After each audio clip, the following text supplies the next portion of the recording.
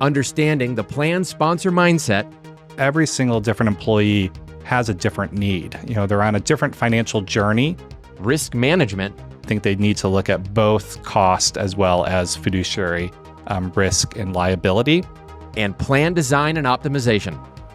We're good with set it and forget it, but now need next level engagement. All this and more on today's episode of The Wave Strength.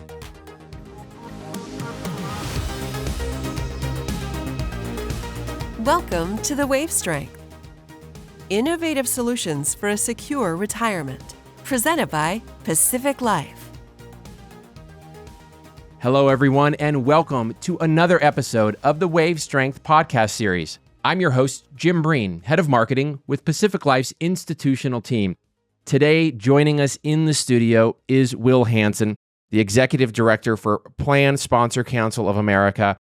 Will, thank you for coming on out and joining us for a series of talks today. I really appreciate it. No, thank you for having me. Absolutely, Will. We're going to talk about a lot of great things, the wonderful work that you're doing in the various areas as it pertains to bringing lifetime income solutions to retirees, taking care of folks at this important time of their life, making plans, helping them along these various journeys that they may be on. And I'm very excited to jump into that conversation. And today, specifically for this episode, we're going to talk about the plan sponsor mindset, which is broad, but as our audience will see very quickly, we're going to have a very deep conversation about that. Before we begin, I want to encourage you to head over to YouTube, to Audible, and to Spotify. Hit like and subscribe once you search The Wave Strength so that you can stay current with new episodes as it becomes available. So, Will, thanks for joining us. And maybe you can start by sharing with our audience a little bit about your background, which I know is extensive. You've had a lot of experience in the industry, but maybe you can help our audience understand a little more about you. Yeah, hopefully not too much experience. I'm not too old, but it is a little bit unique. So I did start off my career as a benefits attorney. So just working at a large law firm, but quickly kind of realized that the billable hour wasn't for me. But it was my first taste of working on retirement plans, on healthcare plans, working directly with HR professionals and plan sponsors. I then quickly transitioned to Capitol Hill, working for a U.S. senator, handling just broad economic policy. Did that for about 4 years, decided I needed a break from Washington, D.C. Who doesn't when you go and visit? It's a lot to handle. And moved to the West Coast, actually, and started my career in HR. It was a very short career, but it was a great way to kind of learn firsthand how an HR professional goes about, their day, implementing retirement plans, working on their retirement plans and their healthcare plans as well. So I did that for a few years and then transitioned back to DC, kind of capitalizing on my now background in HR, my prior experience working for a U.S. senator, and started to become a lobbyist, lobbying on behalf of plan sponsors and other folks in the retirement industry on improving retirement plans across America. So I like to say I'm a recovering lawyer, recovering Capitol Hill staffer, recovering HR professional, and now I'm just a lobbyist as well as working directly with plan sponsors as the head of Plan Sponsor Council of America. Yeah. What an interesting resume to say the least.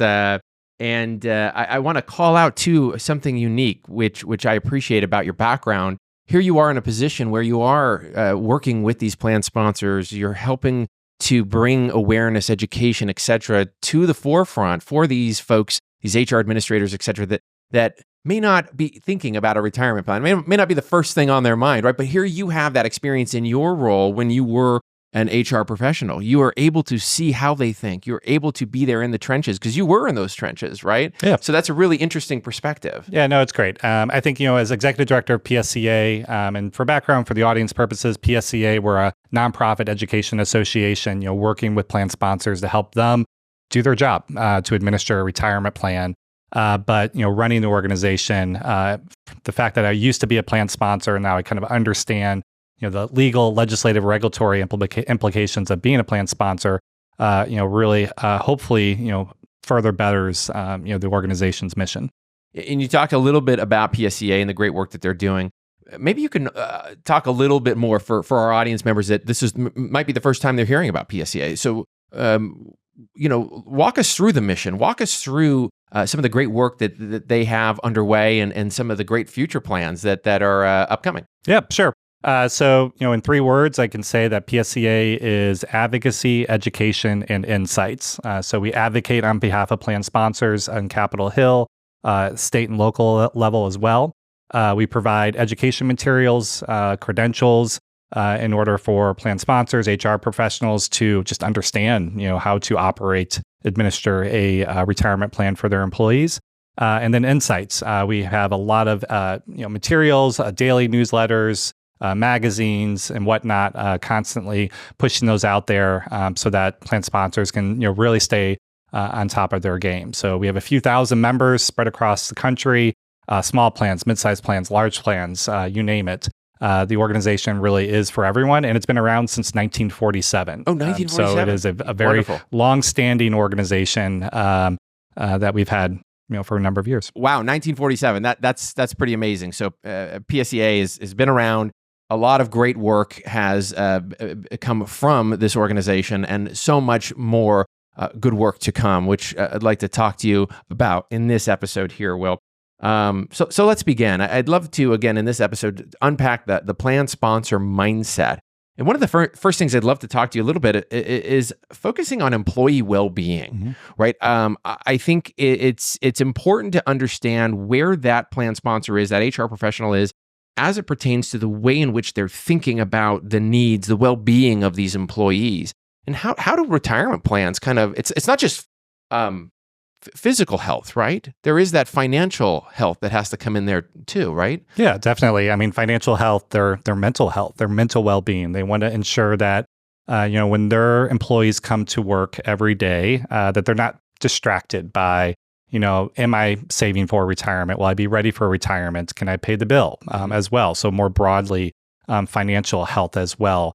We've seen, financial wellness programs explode over the past, decade or so, where HR professionals are, trying to implement those type of programs to ensure that their employees are educated. So there is that less stress.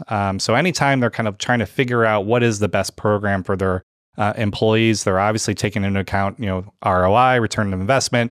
How can I implement something that I know will hopefully, one, better just the lives of their employees, but then secondary to that as well, too, I think, is ensuring that those employees are able to, be productive and are not being distracted, by, XYZ financial issue that's out there. So I think, from HR professionals, they're empathetic. They want to work with their employees. They want to ensure that they're providing the best programs for them. So obviously, financial health, financial wellness is, one of those top programs that they want to provide.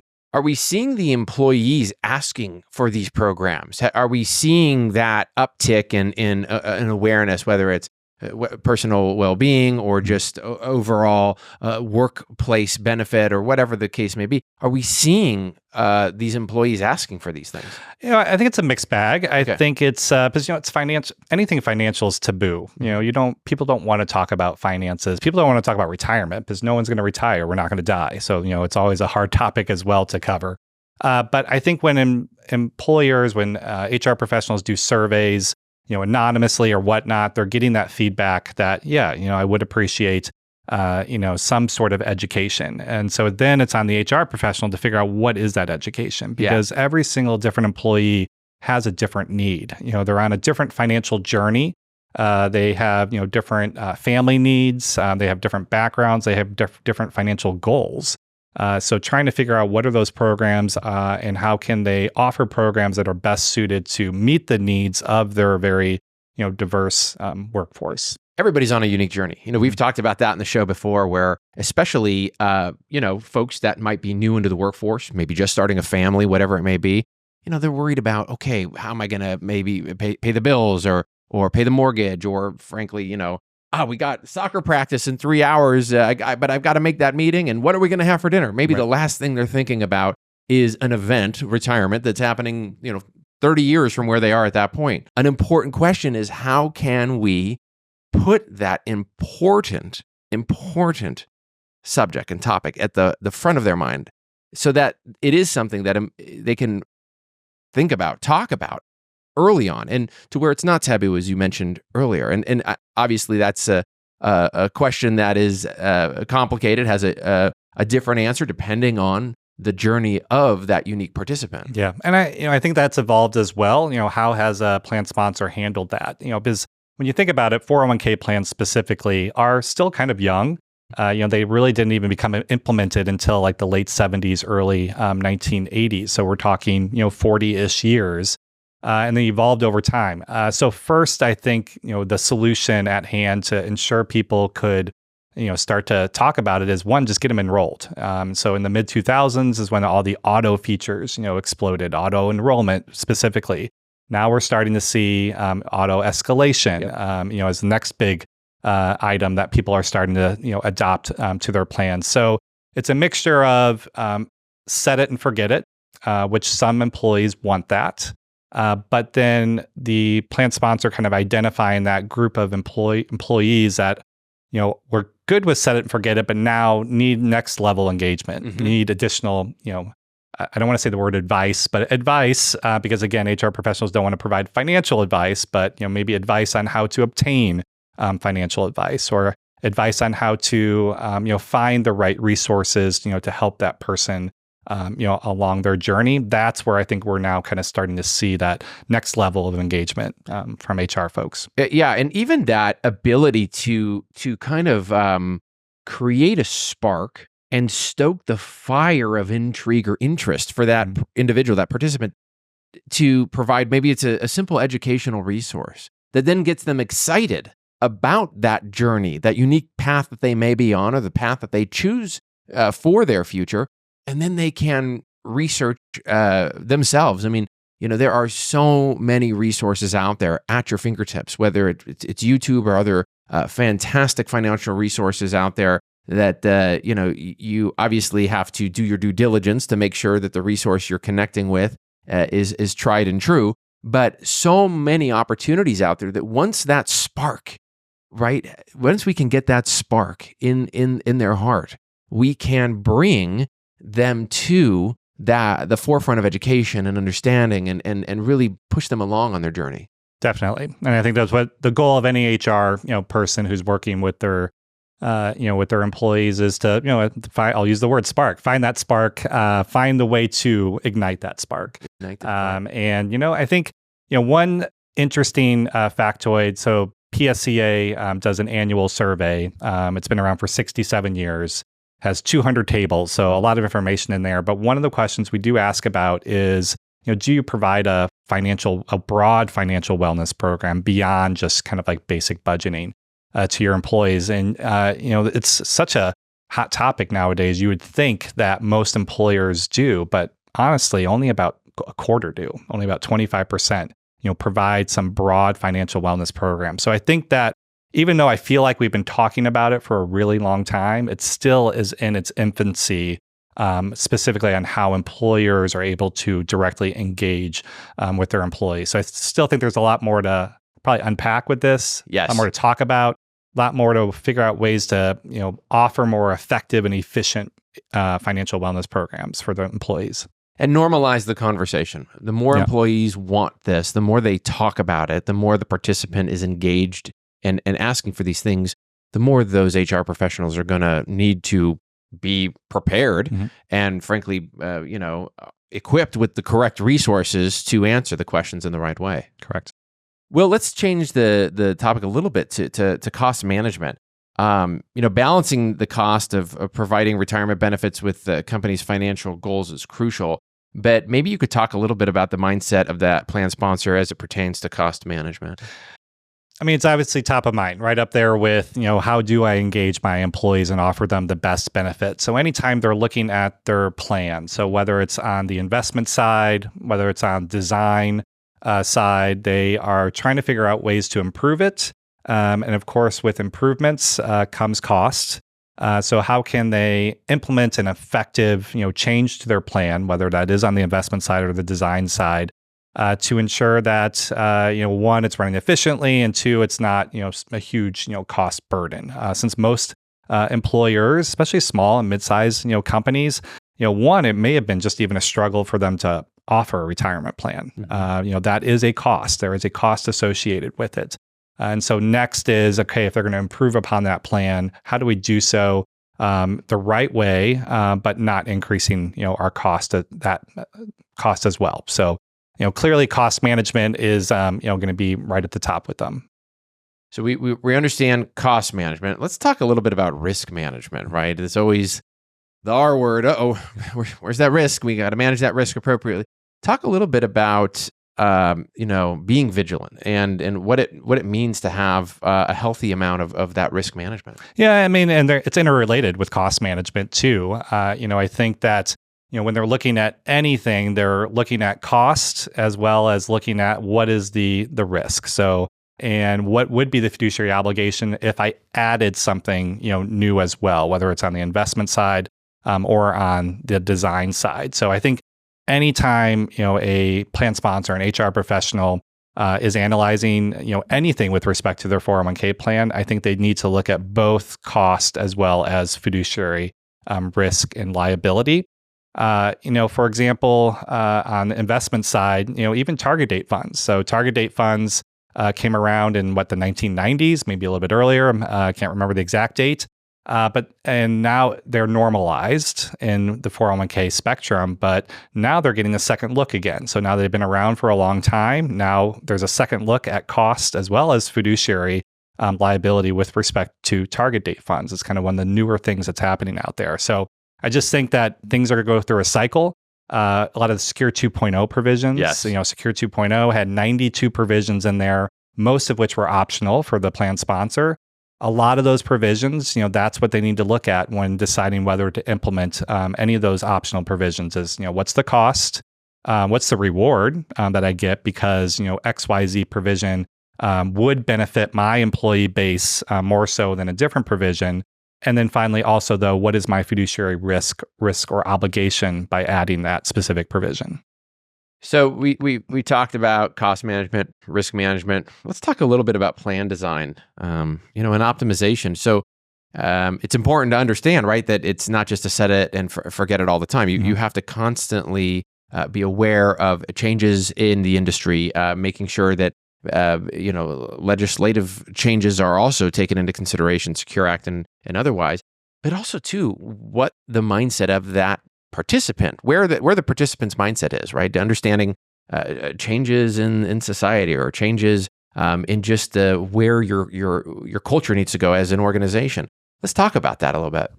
Yeah, with respect to design in particular, I would say ever since really Secure 1.0 from 2019 and now Secure 2.0, there is a wealth of various add-on provisions that could alter your plan design. Prior to that, there was a handful of things, mainly the auto, features at that point. But now you have everything from student loan provisions to emergency savings provisions, to small tweaks to catch-up contributions. You have different types of plan designs that are being offered as well.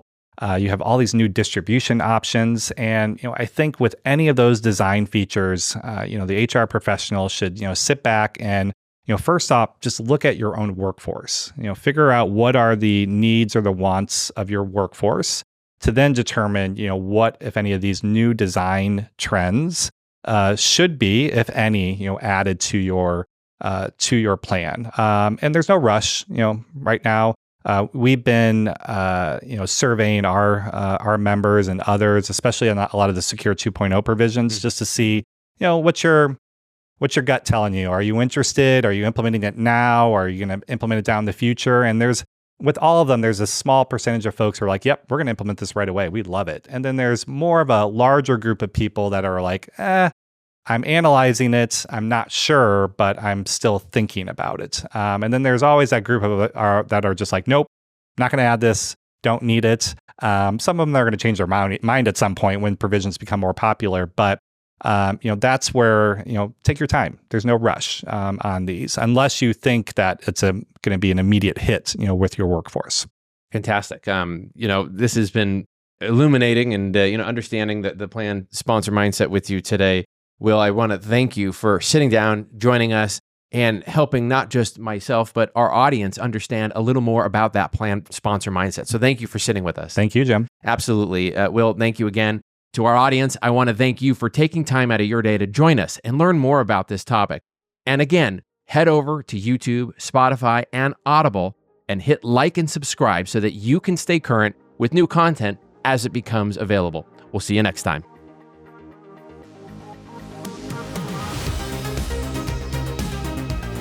This has been another episode of The Wave Strength, presented by Pacific Life. Don't forget to catch us on YouTube and make sure to subscribe. Although this podcast is presented by Pacific Life, the opinions and views expressed are those of the hosts and participants and do not necessarily reflect Pacific Life's views on any of the topics discussed. Unless otherwise noted, Pacific Life is unaffiliated with any other individual or company mentioned. Pacific Life is a product provider. It is not a fiduciary and therefore does not give advice or make recommendations regarding insurance or investment products. Pacific Life, its affiliates, its distributors, and respective representatives do not provide any employer-sponsored qualified plan administrative services or impartial advice about investments and do not act in a fiduciary capacity for any plan. Pacific Life refers to Pacific Life Insurance Company and its subsidiary, Pacific Life and Annuity Company. Insurance products can be issued in all states except New York by Pacific Life Insurance Company and in all states by Pacific Life and Annuity Company. Product availability and features may vary by state. Each insurance company is solely responsible for the financial obligations accruing under the products it issues. This podcast was recorded on August 13th, 2024. Thanks for joining us on today's show. We'd love to hear from you. Join the conversation below and leave a comment on your thoughts on what the industry can do better for participants as it pertains to lifetime income solutions. And if you'd like more interesting content, click one of these links over here.